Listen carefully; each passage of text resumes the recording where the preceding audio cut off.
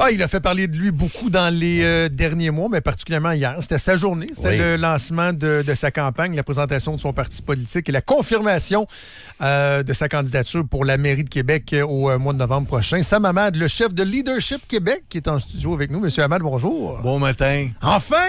C'est ça ma première question. C'est une affirmation. Enfin! Hey, enfin, il reste 209 jours, les amis. Là. Enfin, Mais la pression, vous deviez la sentir. Hein? Vous ne voulez pas de tout le monde qui disait, parce que bon, c'était comme un secret de polichinelle. Là. Oui, mais je vous comprends. Les gens des médias là, voulaient avoir ça le plus vite possible pour en jaser, regarder ça, pis ça. Mais en fait, la population, les autres, là, il y avait hâte, là. Oui, mais pas. Par contre, ça m'a permis de me préparer. Écoutez, là, on s'en va gérer une ville de 2 milliards de dollars de budget. C'est pas une petite tâche, là. Et moi, je suis à l'extérieur de l'hôtel de ville, donc il faut que je comprenne les dossiers, il faut que je comprenne les budgets. Alors, il faut tout de suite, il faut comprendre le dossier de tramway, exemple, mais c'est pas compliqué. Lui, on tourne en rond, ça fait qu'il n'y a pas grand-chose à comprendre. Mais le reste, là, il faut bien être préparé. Surtout, moi, ce que je trouvais le fun, c'est vraiment se promener puis écouter les citoyens. Ça, là, c'est vraiment le fun d'entendre ça, comprendre exactement les enjeux pour les citoyens. Moi, j'ai l'impression que vous êtes ennuyé de la politique. Je vous ai vu aller mercredi au lancement du livre de Régis Labombe. Là, vous êtes très sociable, jasez avec le gens. Les gens sont attirés par vous aussi. On sent que vous avez ça dans le sang. Qu'est-ce qui vous a fait changer d'idée? Parce que vous aviez fermé la porte la dernière fois. Sais-tu que vous vous ennuyez? C'est-tu des gens d'affaires qui vous ont dit, Sam, ça prend quelqu'un qui y va? Comment le changement d'idée s'est procédé, M. Hamad? C'est une bonne question. En fait, vous avez raison. Là, en 2017, j'ai dit c'est fini, c'est terminé, je suis parti. En 2017-2018, la Ville de Québec allait bien. En 2021, allait bien. Et là, aujourd'hui, ben là, je regarde ça aller comme tous les citoyens. Je regarde ça, comment ça va à Québec. Ça va pas bien. Puis je vais vous le dire, moi, oui, j'ai quitté la politique, mais la politique m'a jamais quitté. Ça, c'est clair, je suivais ça de près. Puis là, je voyais, moi, j'ai Québec tatoué sur le corps. Moi, en fait, vous connaissez mon histoire, mais peut-être les auditeurs, non. Moi, je suis arrivé au Québec, un petit jeune de la Syrie, avec 2 petites valises, puis des grands rêves. Le Québec m'a accueilli. Le Québec m'a formé. Le Québec m'a donné. Puis c'est toujours pour moi, il faut que je redonne au Québec puis à Québec. Et là, aujourd'hui, je vois l'état de la situation à Québec. Ça va pas bien à Québec. On tourne en rond. Qu'est-ce qui va pas bien? Ben, plein. On a-tu 2 heures? Oui. OK. Ben, en fait, on regarde, c'est toujours la même chose en passant. On tourne en rond dans tout. C'est pas compliqué, là. Ça, c'est le mot-clé.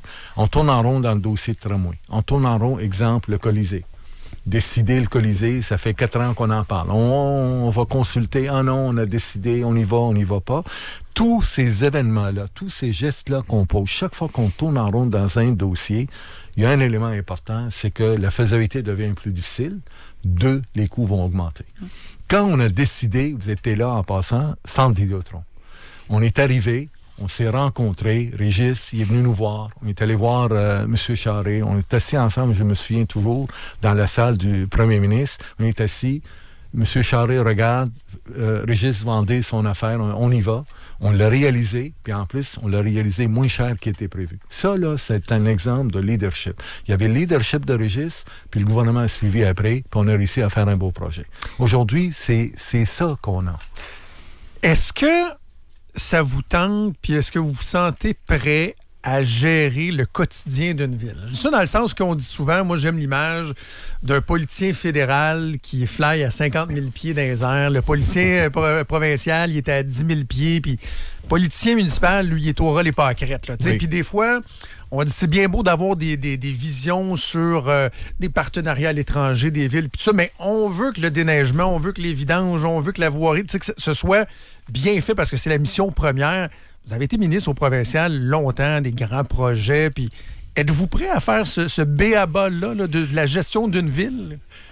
Très bien, très bon, parce que, en fait, moi, quand j'étais député, là, j'étais député avant d'être ministre. Ça, c'est pour moi, c'était évident, puis clair. Donc, moi, j'étais sur le terrain quand j'étais député, puis je rencontrais le monde. C'est comme ça qu'on est proche du monde. L'autre chose que j'ai appris en politique, dans toutes les lois, d'ailleurs, j'ai déposé 35 projets de loi, tous ont été adoptés. Tous. Pourquoi? La clé de ça, c'est avant d'aller en avant, les fonctionnaires préparaient un projet, qu'on avait besoin de le faire. J'allais voir le monde sur le terrain, puis le projet de loi, il était changé suite aux commentaires. Le point différent que vous avez raison là-dessus, c'est que le municipal est encore plus proche des citoyens et c'est l'erreur souvent des politiciens. On oublie ça, puis on commence à voyager. Puis là, on aime ça en Europe, on est bien traité, monsieur le maire, mais dans le fond, là, on est élu pour les citoyens. Puis moi, là, ces voyages-là, j'en ai pas besoin. Si j'ai besoin d'une bonne bouteille de vin de Bordeaux, je vais aller à la SAC, je vais l'acheter, j'ai pas besoin de faire un voyage. Par contre, je vais travailler. Moi, là, je m'en vais en politique, j'ai pas besoin, j'ai une bonne job, j'ai une bonne vie.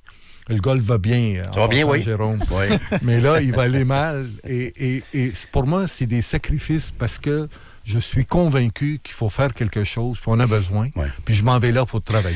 Est-ce qu'on peut mettre au clair toutes les questions éthiques, M. Hamad? C'est revenu hier, il y a des journalistes qui vont poser des questions. Puis j'ai oublié de vous dire que chez les auditeurs, ça revient aussi. Là. Bon. Quand je parle des questions éthiques, là, je parle de votre départ donc du Parti libéral. Je parle de... Tu sais, de toujours l'espèce d'odeur de corruption qui flottait au-dessus des libéraux à cette époque-là. Certaines personnes ont eu des accusations qui ont été abandonnées après ça. Il y a eu la commission Charbonneau.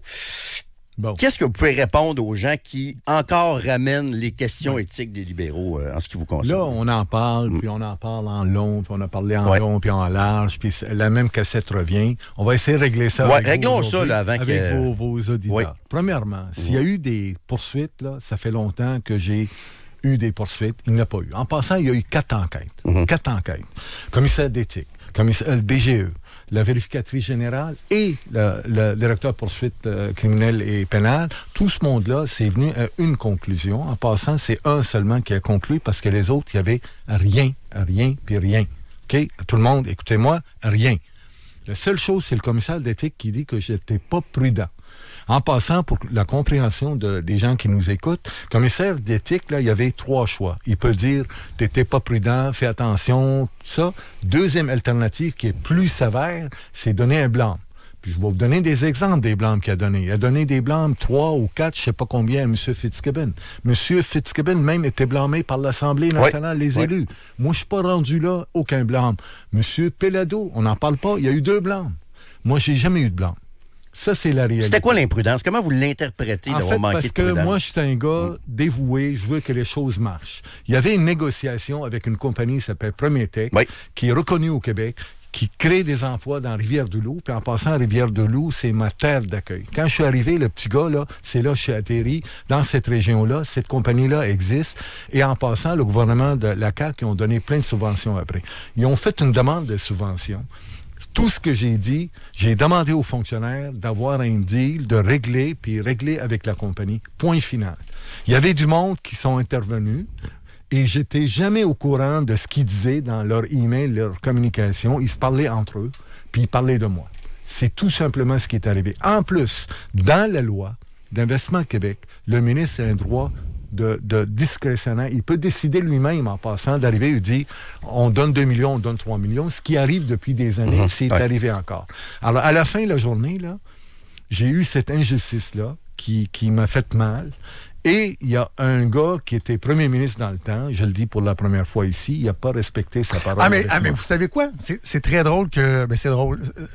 Je m'en allais exactement là, M. Hamad, parce que je vois souvent des commentaires, puis là encore quelqu'un qui dit « Oui, mais pourquoi il était expulsé du caucus? » Puis des gens disent « Pourquoi il était expulsé du Conseil des ministres? » À l'époque, vous vous êtes retiré vous-même du Conseil des ministres en attendant qu'il y ait des enquêtes. Après le résultat des enquêtes, moi je me souviens déjà, je faisais de l'analyse politique, puis on se disait « Bon, ben, Sam Hamad va réintégrer des fonctions ministérielles. » Et c'est pas arrivé, puis ultimement, vous avez décidé de quitter. En vous les voix, Philippe Couillard, de ne pas avoir fait ce qu'il devait faire ou ce qui s'était engagé à faire, de dire un coup que la lumière sera faite, on va te réintégrer, parce qu'il y a cette perception-là qui reste de la fin de votre vie politique à cause de ça. Ben, écoute, c'est là, la première fois que je le dis, là, moi j'ai eu une promesse que s'il n'y avait pas de blâme, rien, je reviens. Et ça n'a jamais été... Ça n'a pas été respecté, ça. Ça n'a été pas respecté. Et pour ça, j'ai quitté parce que là, c'était comme... En passant, j'ai vécu une période très difficile. Très difficile pour la famille. Surtout pour la famille. D'ailleurs, je vous en parlais, rappelez-moi de parler ça, l'impact de la famille, la politique. Ça, c'est la fois que vous êtes allé en Floride, puis là, les journalistes, l'avion et tout ça. Il disait qu'il jouait au golf, là. Tu sais, en Floride, il fait chaud, t'es en short, puis j'avais l'épicerie dans les bras, là, puis il y a quelqu'un qui envoyait ça. Mais toute cette période-là qui était difficile, puis Philippe n'a pas respecté sa parole. C'est là que j'ai décidé de partir, puis en passant, je me suis même pas impliqué dans l'élection partielle du Parti libéral, puis on payait le prix. La journée même que j'ai quitté la politique, j'ai dit à Philippe, tu vas perdre Québec, tu vas perdre perdre le comté et tu vas perdre les élections. Ça, c'était en 2017. Pourquoi il a fait ça, lui? Aucune idée. C'est réglé, c'est fait, c'est du passé. Mais c'est-tu qu'il y avait des doutes encore dans son esprit? Je ne sais pas, mais là, regardez, là, pour moi, là, l'ardoise est nettoyée, c'est du passé. Mais en passant, là, il y a ça dans ma vie pendant 6 mois, mais j'ai fait 14 ans de politique avec plein de belles réalisations. Tantôt, je vous écoutais, là, vous regardez la bourse à New York, j'ai eu la chance, en 2008, de faire partie du comité des 3 ministres que M. Charest a nommés pour faire face à la crise économique de 2008. Il y avait Monique Jérôme-Forger, il y avait Raymond Bachat et moi. On était les 3. C'était vraiment une belle expérience. On est fait face à la crise économique en 2008, puis en passant, c'est le Québec qui est sorti le mieux. Pour l'histoire de la politique, aujourd'hui, dans la campagne, il y a une chose que je veux respecter, et j'ai commencé déjà. Les gens qui vont en politique, c'est du courage. Et évidemment, des fois, on touche à leur famille, leurs enfants, leur entourage. Et ça, je trouve ça difficile pour les gens. Puis je les félicite, là, Jean Villeneuve, le maire, les autres, parce que c'est du courage. Moi, j'ai l'intention de jamais parler contre la personne. Puis en passant, je peux jouer là-dedans. J'en ai en masse des arguments. Personnel? Oui, exact. Mais je le ferai pas. Parce que je veux qu'on débat, on fait un débat d'idées. Bon, tramway.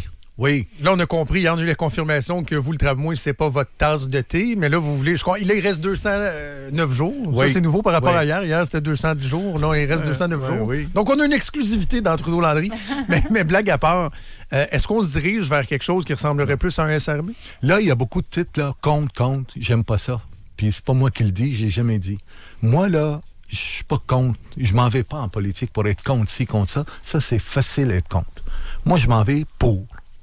Le projet du tramway, il est pas bon. Et en passant, on a 209 jours. Je veux venir vous en parler. Vous allez voir pourquoi il est pas bon. Puis moi, c'est un gars de détail. Ça fait des mois qu'on travaille, qu'on regarde le dossier. J'ai du monde, des retraités qui avaient des grands postes dans la conception, dans les places où il était importante. Puis on a travaillé le dossier, puis on a regardé comment qui est pas bon. Puis ça, je vais vous le faire, la démonstration. Une fois j'ai fait la démonstration, pourquoi c'est pas bon? Ça prend une alternative. Puis l'alternative, les conditions de l'alternative, là, premièrement, il faut servir les banlieues rapidement.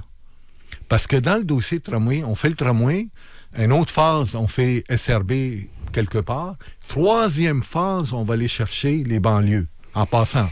Si on lit, puis ce qui me surprend, là, je vois, il y a beaucoup de monde qui n'ont pas lu les rapports de le rapport de la Caisse des dépôts. En passant, la Caisse des dépôts parle de SRB tout le long. Elle propose le SRB tout le long. Ça a été abandonné par la CAQ, là. Non. Le rapport actuel, ouais. Ils ont des... comme Saint-Roch, Charest, ils proposent SRB. Lévis qui au se rabat complet, sur le tramway. Là. Exact. Lévis, en passant, c'est juste des SRB qui viennent connecter. Mais là, la CAQ, rappelons-le aux gens, tout ce qui est de voies réservées, tout ça, ils viennent d'abandonner ça. J'ai vu dans le PQI, ça, c'est un autre spectacle du manque de leadership de l'administration actuelle. Oui, mais en même temps, à Montréal, c'est pas mieux. Maisonneuve-Rosemont est reporté aussi. Je vais vous le dire, mais vous compter une histoire. C'est que quand on était avec Régis, ce qu'on faisait à chaque budget, on était quasiment le seul parce qu'à Montréal, ne faisait pas ça. On allait rencontrer le ministre des Finances avant le budget. Puis si on avait besoin d'aller voir le Conseil de Trésor, parce que c'est le Conseil de Trésor qui contrôle les projets d'investissement. Avant l'annonce, avant que tout soit bétonné, puis là, on s'en va là, on dit, regarde, nous autres, voici nos demandes. Puis on regarde les projets d'investissement. Sont-ils dans le PQI ou sont pas? On faisait tout le travail. On gagnait pas tout, mais on gagnait pas mal. Puis là, on organise ça avant. Là, on est là, on arrive. Ah oui, on apprend ça par hasard. Ouais. Ça, c'est manque de leadership. Parce que si on avait un leadership fort, on ne permettra pas au gouvernement de faire ce qui est arrivé. Oui, mais vous savez qu'ils n'ont plus une scène. Là. Vous savez qu'ils n'ont plus une scène à Québec. Là. Ils n'ont plus une scène. C'est assez clair. C'est pas juste une question de leadership là-dessus. Là. Ils n'ont plus l'argent. Excuse-moi, un mot, là. Quand tu dis plus, il y a 120 milliards de projets d'investissement. C'est de l'argent en passant. Ouais. 120 milliards. Ils coupent partout, là. Non, mais il y a 120 milliards investis. Ouais. Alors, c'est pas une scène, là. C'est 120 milliards. Oui, mais quand on dit qu'il y a un hôpital, qu'il y a des écureuils dans l'hôpital, puis c'est le plus gros hôpital au Québec, là. Mais la game là-dedans, c'est faire les priorisations puis planifier les projets. Le temps file, M. Hamad. Oui. Plusieurs semblent penser que vous allez ramener le SRB. Là, je ne sais pas si vous êtes prêt à le confirmer, mais moi, j'aurais le goût de vous dire, pourquoi pas un métro à Québec? Le métro, c'est là le point que j'ai dit tantôt. Là, il faut amener une solution rapide qui touche les banlieues et qui a un budget raisonnable pour servir les gens. Fait qu'un métro, c'est-tu écarté quand on parle de budget raisonnable? C'est une vision à long terme. C'est une vision à long terme, mais là, pour le moment, en passant, le trafic est là. Puis actuellement, l'échéancier proposé, en passant, vous avez vu, la Caisse des dépôts est arrivée pour dire 2027, on propose le projet, puis on va avoir un go-no-go. Ouais. Donc, on est rendu à 2040, là. 2040, là. Si vous faites l'échéancier, là, 2040, si on a le go en 2027. Mais là, on vit aujourd'hui, on a un problème de trafic aujourd'hui. Les gens des banlieues sont tannés. Quand je parle des banlieues, là, je parle de Val-Belair, Beauport, Charlebourg, Le Bourgneuf. Ça, on le sent. Mais donc, ça les écarte, ces mais gens-là. si c'est pas un tramway puis c'est pas un métro, ce qu'il y a entre les deux, c'est un SRB, M. Hamad. Là. Ben, quelque chose d'efficace et bon et rapide. Un SRB. Il peut y avoir un mélange.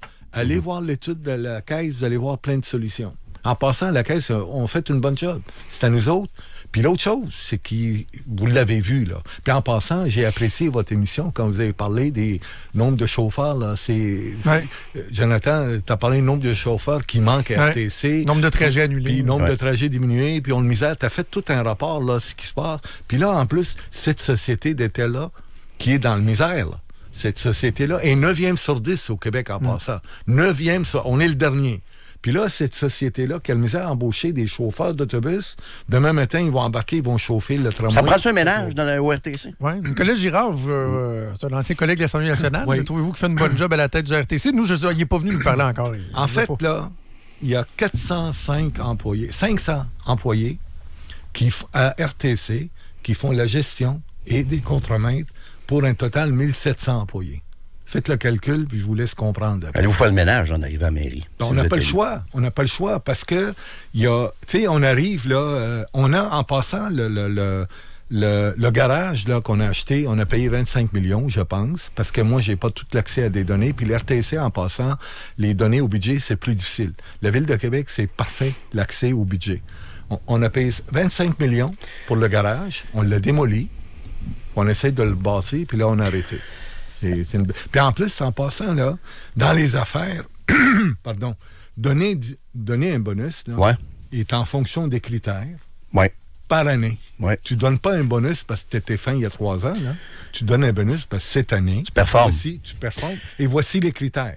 Mais là, j'entends qu'on donne un bonus. Ah, mais parce qu'on ne l'a pas donné l'année passée, il faut le donner cette année. Ça marche comme pas, ça dans les affaires. Là. Annuleriez-vous la hausse de la taxe sur l'immatriculation qui était supposée améliorer les services au RTC? Est-ce que Sam Hamad annulerait cette hausse-là? Ça, en passant, là, c'est vraiment comment... moi, je trouve que c'est une insulte. Parce qu'on arrive pour dire qu'on va investir, puis quand on regarde après ce qu'on a fait avec cet argent-là, on l'a payé pour la dette. Donc, vous allez l'annuler? On va le travailler pour... On a une solution qui s'en vient là-dedans. Ah oui? Intéressante. Mais vous allez l'annuler? On a une solution très intéressante, Jérôme. Non, mais vous dites que c'est pas très acceptable. Intéressante, Jérôme. Solution très intéressante s'en vient. Vous allez l'annuler? Très intéressante, la solution. Tu vas voir. Donc, vous l'annulerez pas, mais vous allez faire autre chose? Annulez ça, M. Hamad. J'ai pas dit que je fais d'autres choses. Ça va venir. Il va falloir vous réinviter. Oui. Il faut. 209 jours. 209. Hey, M. Hamad, merci d'être passé. Merci, ça paraît que vous êtes ennuyé de la politique. Puis, bonne campagne. Bonne chance. Ça prend du courage. On salue tous les candidats. D'ailleurs, le maire Marchand va être avec nous le 16 avril prochain également. Ça prend du courage, peu importe le parti, la couleur. Merci d'être passé, M. Hamad. Merci. Soyez gentil avec lui. Salut. Bon golf. Merci. Salut.